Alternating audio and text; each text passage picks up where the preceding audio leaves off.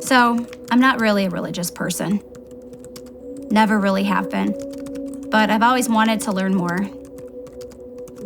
I would love to believe in Jesus. It's not that I flat out don't, I'm just super skeptical. Hi everyone, I'm Melissa. I'm 35 years old, a mother to 3 beautiful little girls, and a wife to an awesome guy. Welcome to my blog.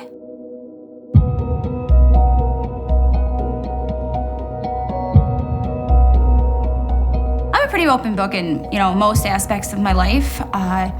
So I don't know why I felt this awkwardness or almost like embarrassment to share this aspect of my life. But I feel that once I did, once I put it all on social media and I'm just like, let's be open, let's be vulnerable, let's just see what happens. I just want to be like completely authentic. This is not like the first time I've tried to seek the truth or my answers or God, Jesus, anything. I've been struggling this honestly since high school. Everything that is going on nowadays makes it even harder to know where to turn for sources on this stuff. I don't know. Anyone have any advice? Ideas? I got 151 responses. And of those 151 responses, how many were negative? 0. But there were 2 things that really stood out in those comments.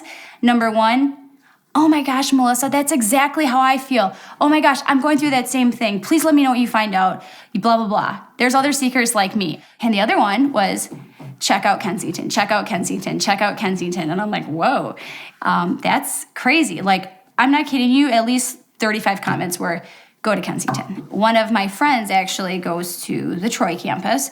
Actually, she's like, Melissa, I'm telling you, message the lead pastor of the Troy campus, Danny Cox, and see if he'll meet with you. He's awesome. You might be really encouraged by talking to him. So I emailed him. I explained basically my life story to him.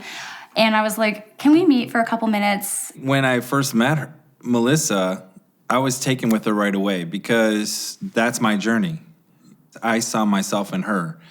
I had so many questions about Christ. It took him, he said, 3 years to find Christ in his 30s.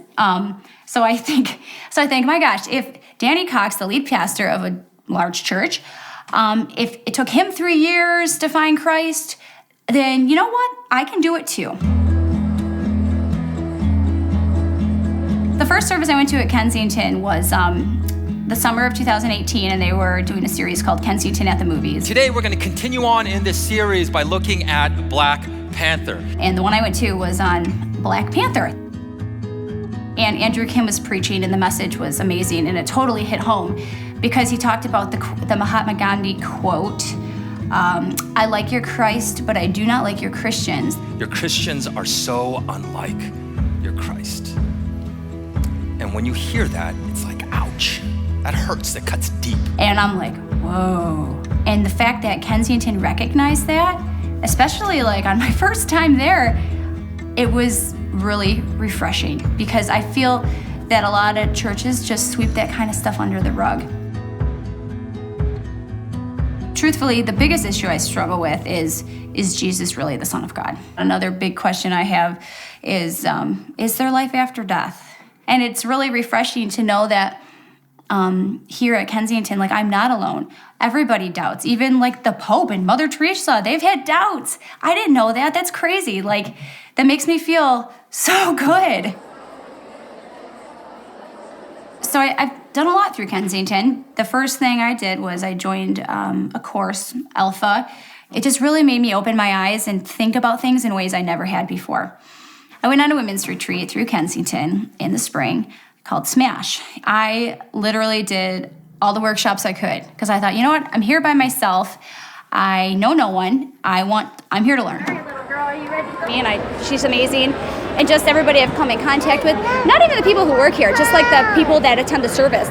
I've met a million people here that have been amazing. Nancy Worm, she's sort of like a mentor to me, and she's amazing. She said, I'm turning 35. I need to answer this question. I need to figure out my faith, not just for myself, but for my family now. And I don't want to wait any longer. This is the year I'm going to learn everything I need to make this decision. Having that mission has really spurred her on to take step after step after step to answer the questions that she has. She wants to land this. My heart is open and exploding. I feel so happy. Do I still identify as a seeker? Yes. My brain needs to catch up with my heart.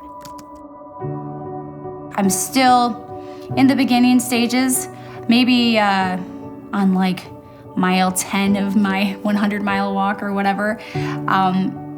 But it doesn't bother me. I think once you take that leap of faith, once you take that leap and you jump off and you start your journey, you don't really care when it ends.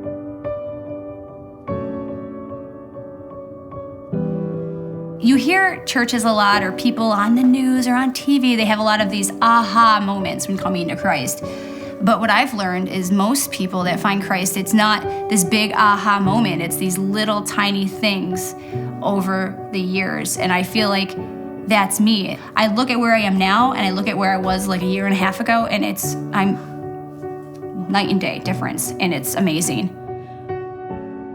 My brain, the walls are coming down more, but it hasn't quite collapsed yet like I'd like it to. Does this blog resonate with you? Are you seeking? Come take this journey with me. They say a journey of 1,000 miles starts with a single step. Take that first step. You will never regret the journey.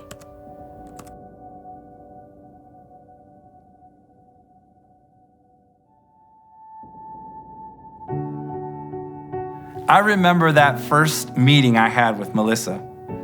We met in the lobby and we sat down together, and she was so intense. She was searching for truth. We had a great conversation. I recommended one particular book. I think I actually even gave it to her, and she took it home and she wrote back and she's like, no, not this kind of book. I'm looking for this. So I gave her another one and she read through that, and it's been like that ever since. She is on a mission to find out who this person of Jesus is. And what I love about her, and I think it's true for all of us, we have questions and we have doubts about faith. Even myself, to this day, I still have questions and doubts, and I don't think God is up in heaven wringing his hands going, I don't know how to answer that question. I'm not sure what to do with that doubt.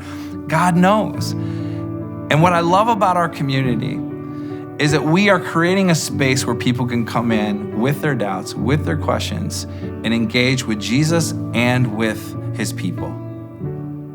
And so this year, I would invite you to make a year-end Christmas gift to Kensington. And as you do that, I want you to know something. You are investing in a space where people can bring all they have in their heart and present it to Jesus.